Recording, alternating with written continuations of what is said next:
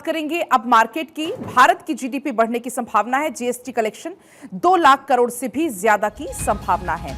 तो यहां पर शेयर मार्केट को लेकर आपको अपडेट हम दे दें, आपको बता दें भारत की जीडीपी ग्रोथ की यहां पर संभावना साफ तौर पर जीएसटी कलेक्शन का जिक्र करें 2 लाख करोड़ से ज्यादा की संभावना है। तो आज से तो ये बड़ी जानकारी आप तक पहुंचा रहे हैं और आकाश जिंदल जी इस बीच हमारे साथ जुड़ चुके हैं और ज्यादा जानकारी के साथ। आकाश जी, बहुत स्वागत आपका भारत 24 पर। लेकिन ये जो 2 पॉइंट्स हमने गिनाए, चाहे वो जीडीपी बढ़ने की संभावना हो या हम बात करें जीएसटी कलेक्शन की, यहां पर हम बात करें जो कि 2 लाख करोड़ से ज्यादा की संभावना, किस बात की तरफ संकेत है ये? देखिए, दोनों ही चीजें हिंदुस्तान की तरक्की की तरफ देती हैं, चाहे जीडीपी बढ़ने की संभावना हो, चाहे जीएसटी की। और उससे पहले जो आपने बहुत महत्वपूर्ण मुद्दा उठाया, हमारे प्राइम मिनिस्टर साहब को मैं सैल्यूट करूंगा उनके विजन के कारण। एआई समिट, एआई में हिंदुस्तान अब बहुत तरक्की करता जा रहा है और क्रेडिट जाता है हमारे प्रधानमंत्री साहब और उनकी टीम को। बजट में भी एआई पे बहुत एलोकेशन किया गया है। यही हमारे प्रधानमंत्री साहब की सोच है जो हिंदुस्तान को तरक्की दे रही है कि वो फ्यूचरिस्टिक, वो विजनरी सोच रखते हैं। हमारे प्रधानमंत्री साहब को पता है कि आने वाले 5 साल, 10 साल, 20 साल में कौन सी ऐसी चीज है जो हिंदुस्तान की तरक्की इंश्योर करेगी। और प्रधानमंत्री साहब ने बहुत खूबसूरत पोस्ट भी किया है।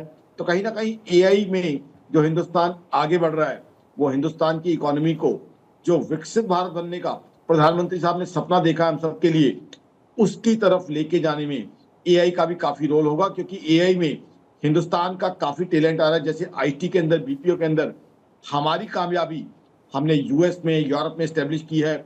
यूरोप और यूएस में अलग ही पहचान, अलग ही आइडेंटिटी, अलग ही आदर सम्मान हिंदुस्तान के आईटी प्रोफेशनल्स को मिलता है।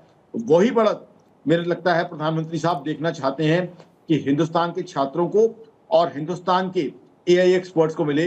ये प्रधानमंत्री साहब का मुझे विजन लगता है और मेरे हिसाब से हम सब इस विजन से पूरी तरह सहमत है।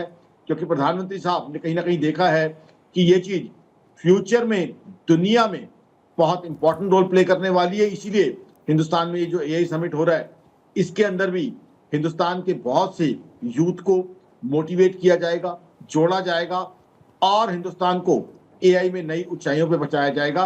और आज यूएस में तो दुनिया भर में एआई की ही चर्चा हो रही है। उसके अलावा आप जीएसटी कलेक्शन की बात करें, मेरी ऑर्गेनाइजेशन आकाशजिंदल.in का मानना है कि अप्रैल ऑनवर्ड्स तो हर महीने 2 लाख करोड़ से ऊपर के जीएसटी कलेक्शन होने की संभावना है। अप्रैल टू दिसंबर भी 17 लाख करोड़ से ऊपर का जीएसटी कलेक्शन हुआ है। अब इससे फायदा क्या होता है?